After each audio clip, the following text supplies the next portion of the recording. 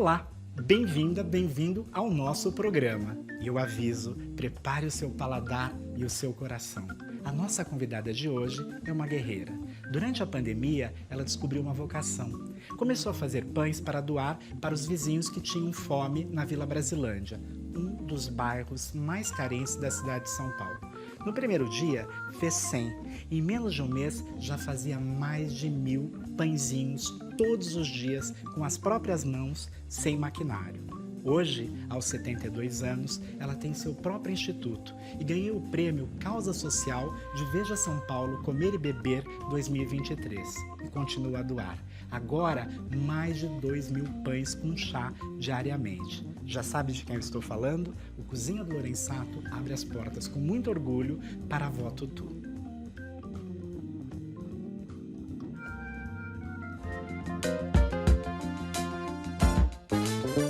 Vó Tutu, que feliz que eu tô de receber a senhora aqui no Cozinha do Lorenzato. Muito bem-vinda. Deus te abençoe, meu filho. Muito obrigado. Vovó está muito feliz, muito emocionada. Eu que estou contente de ter a Vó Tutu aqui no programa. Vó Tutu, me conta como foi fazer comida. Como fazer comida entrou na sua vida? Olha, começou na minha infância, né? A minha mãe sendo cozinheira, de casa de família, e trabalhou 25 anos na mesma casa, e quando ela sai, eu entro no lugar dela. Antigamente acontecia muito isso, né? De mãe para filha, né? E ali eu fui aprendendo. Eu tinha 13 anos de idade. 13 anos? 13 anos de idade. Tinha acabado de sair de um colégio interno, fui criada em colégio de freira, né? E a minha mãe também era um modo de se ajudar na renda familiar. A minha mãe, ela vai para um outro emprego e eu fico ali no lugar dela. E ali foi todo esse aprendizado da vovó Tutu, né? Porque se fazia comida que era... Comecei com trivial variado e depois passei a aprender forno e fogão. E quando foi que surgiu esse apelido tão carinhoso? Porque a senhora é Maria Paulina Avelino Marques da Silva. Quando surgiu a Vó Tutu? Vó Tutu surgiu... Vó Tutu, eu te conto mais adiante. Mas Tutu foi o meu irmão mais velho. Era só eu e ele, eu era a caçulinha. E meu pai não era pai biológico dele. É uma pessoa muito truculenta. E cada vez que eu chorava, meu pai assimilava que ele tinha feito alguma coisa para mim. Isso foi criando um medo nele. Então, ele não sabia, lógico, falar Maria Paulina, porque ele tinha um ano, nós éramos diferentes, 11 meses de diferença de idade. Então, ele mesmo colocou esse apelido de Tutu. A Tutu começou Tutu. Criança, então? Ele apontava, quando eu chegava perto dele, já de medo de que acontecesse alguma coisa, ele já falava Tutu, Tutu. E assim foi esse apelido, que carrego até hoje com muito orgulho. Muito bem. E a senhora, então, como trabalhou numa casa de família e tal, a senhora sempre gostou de cozinhar bastante. Isso estava ligado, então, a uma necessidade da sua vida. Exatamente. Mesmo porque, naquela época, as sobras da cozinha, dos alimentos que eu fazia, eu poderia levar para minha casa para ajudar no sustento da minha família, dos meus irmãos. Porque daí minha mãe teve um outro filho e as coisas foram ficando cada vez mais apertadas, e era um jeito também, né? Porque a gente conseguia trazer todas as sobras da casa da patroa para a nossa alimentação. E isso se tornava o seu alimento cotidiano, Exatamente, então? era fundamental para que a gente tivesse esse alimento, porque o salário naquela época era muito baixo, né? Não atendia, não supria as necessidades de uma família de 5, 6 pessoas. Então, a minha mãe era o esteio da casa. E você dedica a sua vida hoje a ajudar as pessoas numa necessidade básica, né? Que é o comer. Por quê? Como que é lidar com a fome alheia? Olha, a fome, ela é triste, né? Eu acho que hoje, como vó Tutu, e por tudo que eu passei, vivenciei, passei muita fome, fui buscar alimento no lixo. Então, isso me marcou muito. Então, conviver com a fome, eu posso te dizer sem medo de errar. É uma coisa muito triste. Você não ter o que oferecer para o seu filho, você não ter um alimento que é para você poder dar sequência às outras atividades que você tem. Então, para mim, a fome é um dos fatores mais tristes, que não devia existir em lugar nenhum. E como que a avó Tutu descobriu que poderia ser voluntária? Passou a entender que podia ajudar as pessoas? Olha, quando saio da casa de família, eu trabalhei 8 anos nessa casa, foi um grande aprendizado. E a filha da minha patroa, ela um dia chega para mim e fala: por que você continua trabalhando aqui? Você sabe conversar bem, você tem uma caligrafia muito boa, por que você não vai arrumar um outro trabalho? E ela estava com um recorte de um jornal que o Hospital das Clínicas estava pegando funcionários. E ela falou: vai lá tentar, muda essa história. E eu fui. Era uma vaga no Instituto da Criança e eu enfrentei, era uma fila de 120 pessoas. 120 pessoas, né? E eu consegui. Eu consegui por umas simples frases que eu falei, porque foi me perguntado: a senhora veio tentar essa vaga, o que a senhora procura? A senhora procura emprego ou trabalho? Eu falei: eu procuro trabalho e eu procuro estabilidade, porque eu preciso de estabilidade, porque eu tenho 5 boquinhas para sustentar e eu sei que o Hospital das Clínicas vai me dar essa estabilidade. E foi essa frase que me colocou dentro do Instituto da Criança, onde eu trabalhei por 14 anos. Eu queria que a senhora contasse para a gente o que a senhora fazia lá. Eu trabalhava na limpeza, eu era encarregada, porque quando eu saio da enfermagem, a minha chefe falou: não, você não vai mais trabalhar na limpeza, você vai ser encarregada, porque eu tenho que te dar pelo menos, né, um trabalho de confiança. Então, me colocou à noite e na limpeza. E eu tinha acesso às enfermarias e eu comecei a ver que essas mães que imigravam de outros lugares, que elas vinham de muito longe e ficavam ali dias, né, esperando o tratamento do filho. E elas passavam muitas necessidades, porque o hospital oferecia um copo de sopa. E elas passavam necessidade, até a própria higiene pessoal, que elas não tinham condições de fazer. E aquilo começou a me chamar muita atenção. Então, eu comecei a pensar como que eu poderia ajudar. De pronto, como eu recolhia as marmitas das enfermarias, e muitas marmitas não eram abertas, né? Eu pegava essas marmitas, colocava dentro de um saco branco, porque a gente usava o saco preto para o lixo, mas dentro eu usei essa estratégia, eu colocava e pegava os resíduos e colocava as marmitas nesse saco.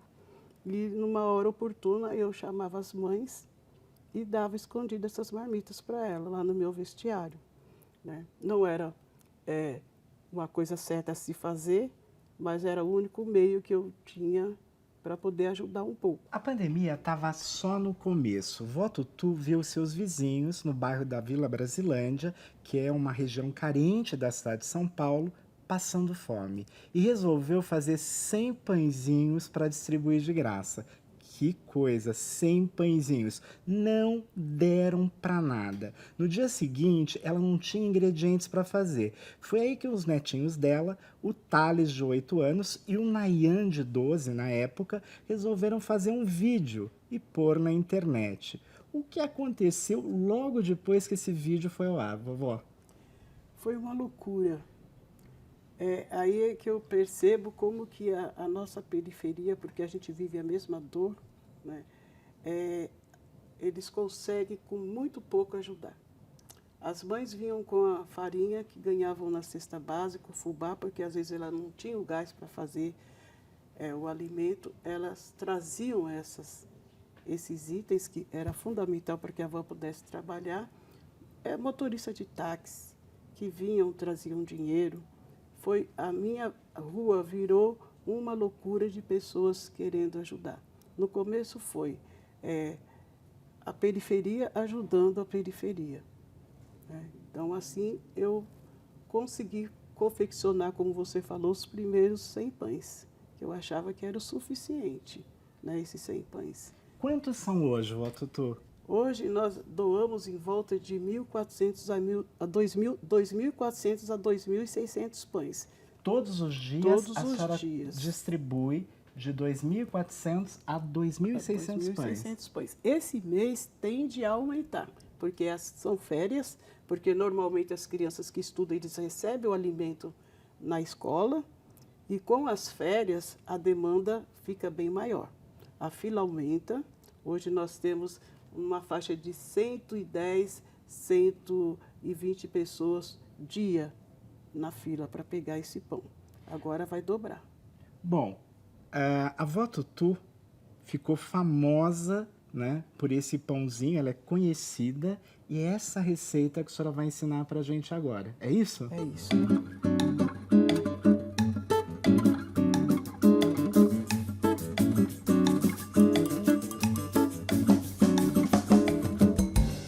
Finalmente, chegou a hora, a gente vai aprender a fazer o pão da vó Tutu. O pão que ela distribui todos os dias para alegrar o café da manhã de um monte de gente lá na Brasilândia e até em outras partes da cidade, viu, minha gente? Bom, vó, antes da gente começar a fazer esse pãozinho, eu preciso mostrar para a senhora uma surpresa. Ó, tem aqui... Opa! Que coisa linda. O avental do Cozinha do Lorenzato. Gente, olha aqui que luxo. Muito Vamos lá? obrigado. Que Deixar a senhora responsabilidade. paramentada para trabalhar. Muita responsabilidade, hein? É? Investir esse avental. Você Imagina, imagina, imagina. pode... Muito bom, obrigada. Vó, para fazer o pãozinho, a gente vai precisar saber o que vai nessa receita. Vamos ensinar para as pessoas? Vamos sim, no passo a passo. Muito Tá bem. bom? Então, os ingredientes que vai estar aqui aparecendo na tela para vocês.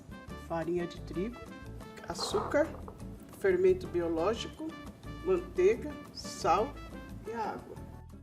Se você não anotou, não tem problema. Basta apontar para o QR Code aqui na tela. Então vamos começar pelos ingredientes secos. Os ingredientes secos são a farinha, o açúcar, o fermento biológico seco e aqui nós temos o sal. Tomar cuidado para não colocar o sal nunca perto do fermento. Por tá? quê, vó? Porque o sal, ele tira a força do fermento. Então faz sempre um buraquinho no meio e coloca. É só não encostar um com o outro, eles não se combinam, tá? Um perto do outro, vai dar briga. Como massa é feito com a mão sempre higienizada, a gente faz esse movimento para misturar todos esses itens que a vovó colocou. Então a vovó vai entrar agora com a água. Deixa a vovó explicar. Nunca se coloca a água toda, porque você pode corrigir, né? Ao longo do amassamento você vai corrigindo. Não é porque pede 400 gramas que você tem que entornar. Olha, a vovó vai colocar um pouco e nós vamos fazer esse amassamento. Eu gosto de mostrar esse modo aqui para que as mãezinhas que querem aprender a fazer esse pão, para que elas consigam fazer desse jeito. Mas quando a senhora começou e fez aqueles primeiros 100 pãezinhos, era na mão. Ah, na mão, né? Lorenzato na mão, na raça. Guerreira. Muito. Corajosa. Muito, né? Porque nós não tínhamos ainda as condições que nós temos hoje. Mas é muito bom você botar a mão na massa e eu vou dizer para você, sem medo de errar, tudo que você toca com amor é mais saboroso. Já agregou toda a água né, na farinha. Vou jogar agora aqui, porque você já começa a ter uma dificuldade para manusear aqui dentro do bol. Perfeito. Como eu ajudo a vó Tutu agora? Como que você vai me ajudar? Isso. Colocando essas vasilhas ali para o outro lado, por favor. Muito bem, deixa eu pôr para cá. A mão fica muito pegajosa no começo, parece que não vai dar certo, tá? Mas vocês podem ter certeza que daqui a pouco essa massa vai estar linda. Não é para ter medo, então? Não é para ter medo. Se pareceu que não deu... achar, porque as pessoas pensam às vezes que a massa está grudando na mão, que tem que colocar mais farinha. Não pode, tá? Não pode colocar. Agora eu vou abrir aqui um pouquinho e vou colocar a manteiga, tá bom?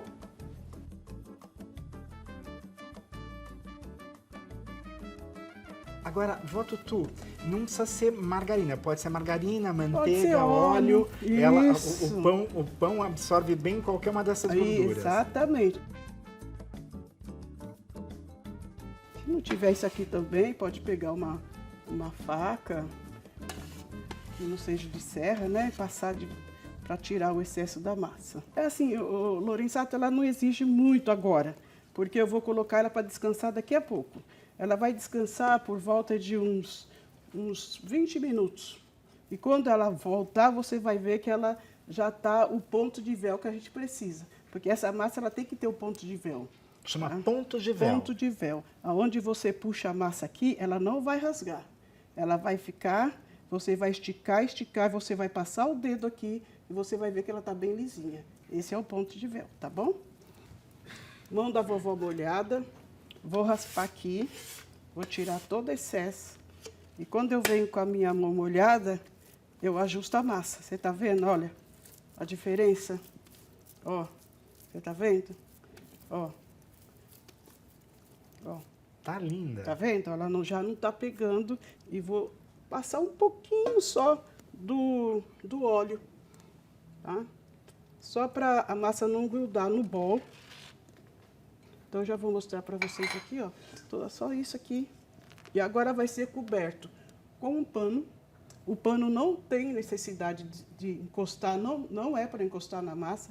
É só para vedar, para que ela possa ter calor e crescer. Então, aqui está a nossa massa. Ela vai ficar por volta de 20, 25, dependendo da temperatura, para o crescimento. Então, depois eu volto já para modelar esses pãezinhos. Vamos mostrar para as pessoas? Então, está aqui a nossa massa linda. Vou colocar aqui na... Eu não vou botar o dedo porque eu não estou com a mão lavada. Aqui vocês não sabem como essa moça, vó Tutu, ela higieniza a mão de tempos em tempos. É que a gente não mostra tudo, mas tá linda, vontade de meter a mão nessa massa. Vovó falou do ponto de véu. Então, tá aqui, ó. É isso aqui, ó. Ah, esse é o ponto de véu. Esse é o ponto de véu. Você tá vendo que a vovó tá puxando e ela não rasga? E você faz o teste com o dedo aqui, ó. Você passa o dedo e ela não rasga. A gente vai precisar do quê, vó Tutu? De uma balança. Ah, muito A balança bem. é fundamental. Aqui a balança apareceu. Onde a senhora quer que eu coloque? Coloca aqui, por favor. Perfeito, vamos lá. Porque o pãozinho ele tem que sair no padrão. Ele não pode sair um pão grande, um pão pequeno. Ou você usa essa massa toda para fazer um pão só, ou você usa a balança para você pesar essa massa para a gente poder modelar os pãezinhos. Eu peso lá no instituto as minhas bolinhas com 70 gramas. Sonho muito em poder aumentar esse peso, né, para que os nossos pães saiam um pouquinho maior. Ela pesa com absoluta precisão. Tinha uns 70, não tem, 73 gramas. Não é demais? É genial isso.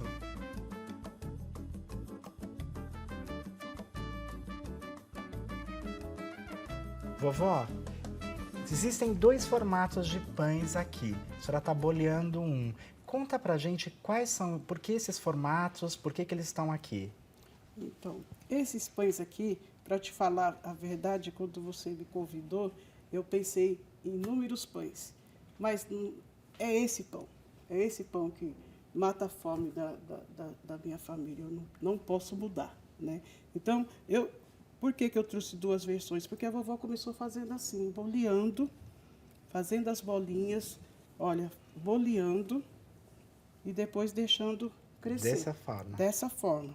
né? Diariamente, 1.000 bolinhas dessa eram feitas. E agora? Depois, quando veio o maquinário, que ajudou muito essa doação do maquinário, a vovó começou a fazer esse modelo, que é o tradicional, que é do pão francês, né? Parece uma perinha, tá?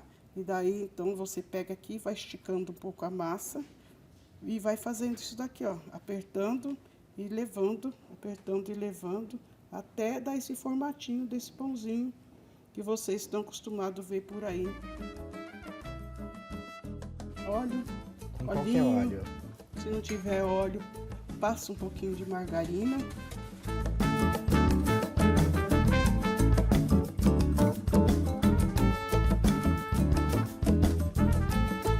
Tá pronta para ir ao forno.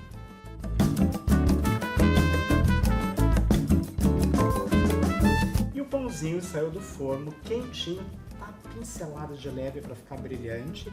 E eu vou provar o famoso pãozinho da vó Tutu. Será que tá bom? Vamos ver.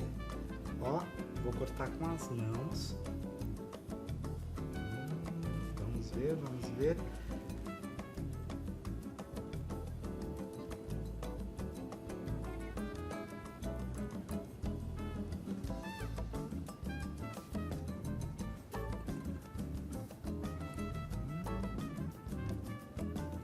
Vó Tutu, que sabor, que maciez esse pão. Esse pãozinho entraria pro couvert do meu restaurante, se eu tivesse um. Vó Tutu, existe um momento na sua vida em que a receita desandou? A senhora desanimou? Chegou a perder a fé? Existiu isso? Existiu, como ainda sempre existe. Mas eu acho que é a hora que mais me fortalece, porque hoje eu sou responsável por todo esse trabalho. Então, se eu perder a fé, eu estou perdendo a credibilidade que eu tenho em mim, eu estou perdendo a minha fé em Deus. Então, eu acho que desafios eu vou ter sempre, porque a gente vive de doação. Então, eu tenho que estar preparada, né? O nosso instituto é altos e baixos. Então, eu acho que quando desanda é onde eu tenho mais força de sair, de correr atrás. Tenho a minha filha, que é o meu braço direito, e tenho também os meus doadores, né? Se eu falar para você que algum dia faltou pão na mesa dos meus iguais, nunca faltaram. Isso só fortalece a minha fé. É acreditar num trabalho que a vovó Tutu não faz sozinha. Se não fossem esses anjos que nos ajudassem, né? Mesmo assim eu não perderia a fé. Eu arranjaria um outro caminho que eu pudesse continuar meu trabalho, porque é o que eu gosto de fazer. A vó Tutu é como muitas outras mulheres que levam a família, que têm um trabalho. Vó Tutu, como que é isso, ser uma mulher tão guerreira, tão forte, que conduz as pessoas com ela? Eu sempre falo para as pessoas que antes de ser vó Tutu, eu sou Maria Paulina, e a Maria Paulina que fez a vó Tutu. Foi por todas as coisas que eu passei, né? A minha vida foi dura, não foi fácil, mas eu quis transformar isso de um modo diferente. E eu acho que o meu modo de transformar é esquecer o que foi ruim, porque eu podia fazer coisas boas e tirar muito grande aprendizado de tudo isso. Então, hoje, como vó Tutu, eu acho que eu tenho que retribuir um pouco daquilo que alguém um dia fez por mim. Muitas pessoas me ajudaram a manter meus filhos. Eu sou mãe de 6 filhos biológicos e 4 adotivos, né? Então, a minha vida não foi fácil. E eu tive muita ajuda. E eu moro 72 anos na Brasilândia, eu sou 100% Brasilândia, eu conheço as necessidades, que são as minhas também, né? Então, o que eu faço hoje é retribuir um pouco do muito que fizeram por mim. É gratidão, não tem nada mais que isso.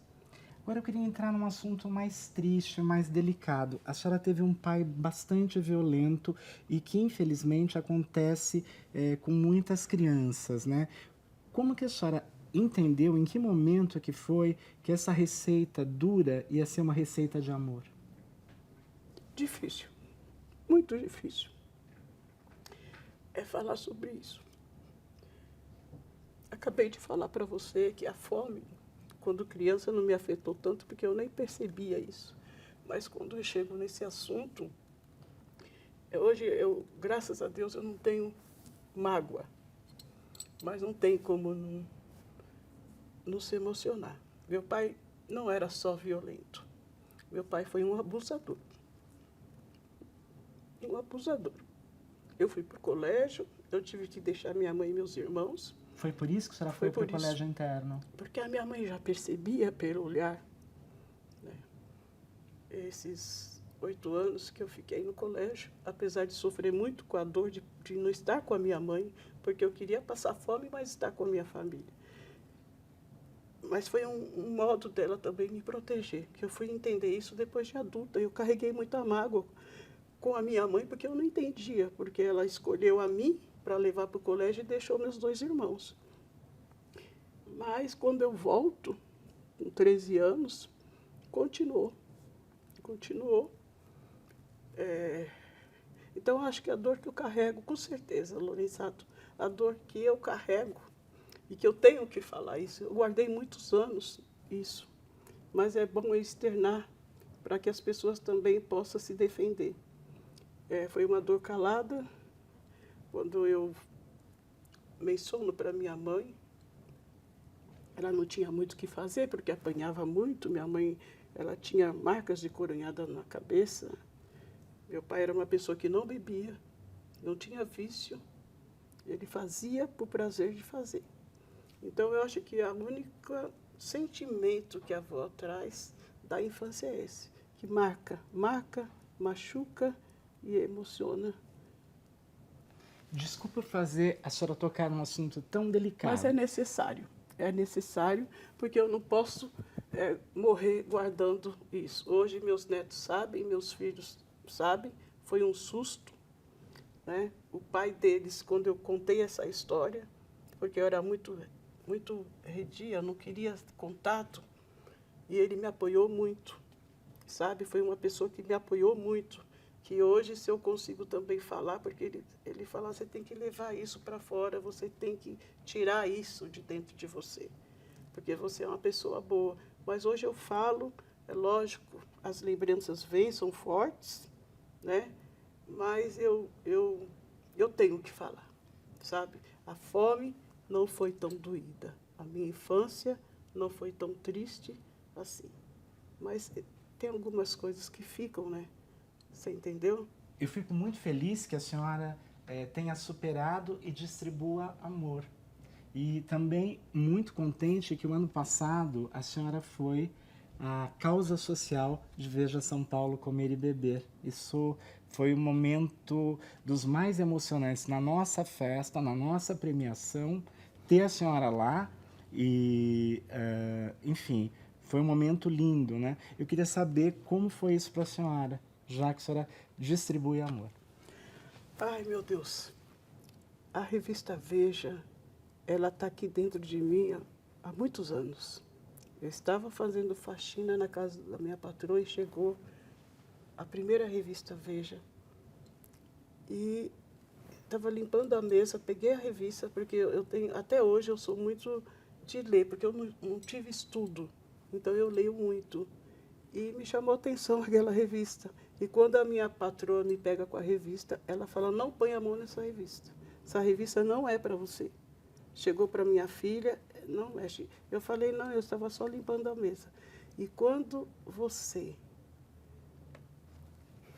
Arnaldo, me faz uma surpresa dessa, você não sabe o que se passou na minha cabeça nesse momento.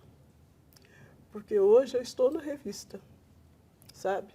Um trabalho simples, de periferia, mas eu estou na revista Veja. É um trabalho então, muito importante. Você não sabe a emoção que você me causou, porque eu fui lá e a gente não sabia de nada, né? Eu vou dizer com toda sinceridade, eu estava me sentindo um peixe fora d'água. A minha filha falou, eu falei, Vânia, eu quero ir embora. Eu não estou me sentindo, as pessoas estão me olhando, eu não estou me sentindo bem. Daí a Vânia falou, mãe, olha, se a senhora está aqui, eles podem até não saber porque a senhora está aqui, né? Mas o Arnaldo sabe porque a senhora está aqui. E quando você me chama, passou um filme na minha cabeça. Eu revivi a minha vida todinha naquele segundo até eu chegar lá perto de você. E essa foi uma das maiores emoções que eu senti. Então eu não tenho que guardar mágoa, eu só tenho que guardar agradecimento, sabe, por todos vocês. E esse foi um momento que, meu Deus, foi maravilhoso. Para mim, para meus filhos, sabe, foi maravilhoso. E muito obrigado mesmo por esse olhar, por esse, sabe, gesto. Sabe, Lorenzato, a gente que vem da periferia, negra, pobre, sabe? Quando eu posso te olhar de frente, porque sempre baixei os olhos, e quando eu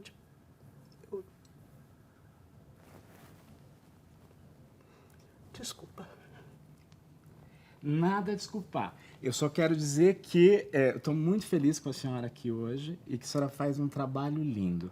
É isso que é importante. Continue a olhar para os seus, para quem está à sua volta e fazer um trabalho tão bonito. Isso nos enche de orgulho. Obrigado. Obrigado mesmo. Desculpa a emoção. Não tem como não, sabe, não deixar fluir, porque é muito... É surreal. Sabe, tudo isso que eu estou passando não cabe na Votutu, por 72 anos. Quando você acha que você está no fim, é um recomeço, sabe? É um recomeço. E isso me faz sentir que eu tenho, de alguma forma, o meu valor.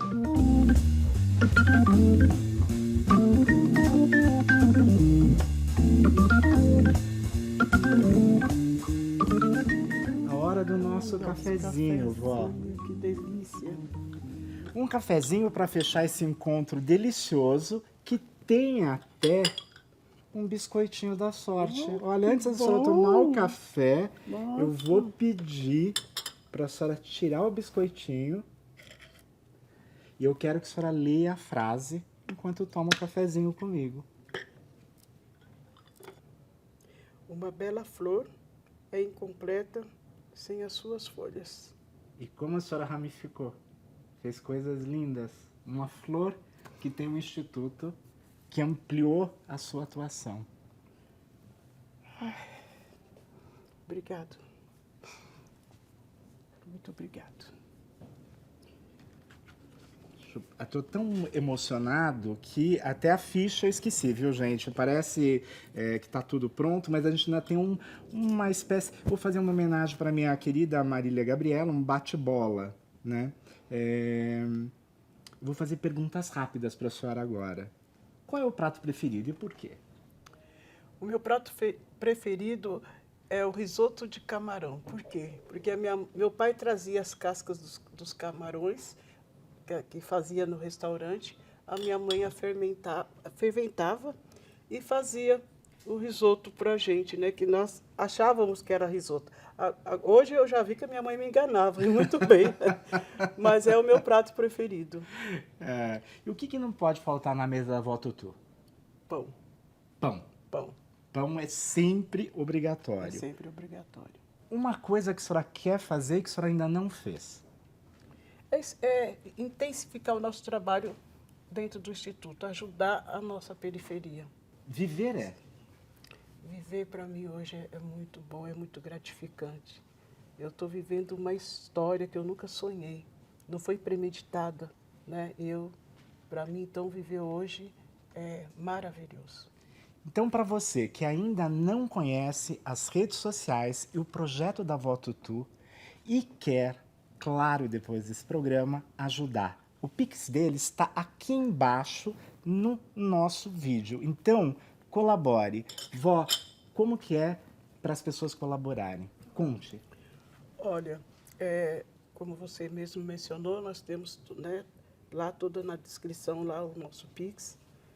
E como a gente depende da ajuda dessas pessoas, então o que eu posso falar para você é eles entrar nas redes sociais. Eu tô fazendo um trabalho com meu neto, que chama Distribuindo Amor. Preciso que as pessoas tenham essa visibilidade, né? É muito simples, mas a intenção é maravilhosa.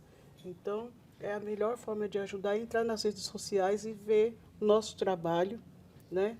E acreditar que é um trabalho sério que precisa do olhar de todo mundo. Muito bem, parabéns. Obrigada. Até o próximo Cozinha do Lorenzato. Beijão.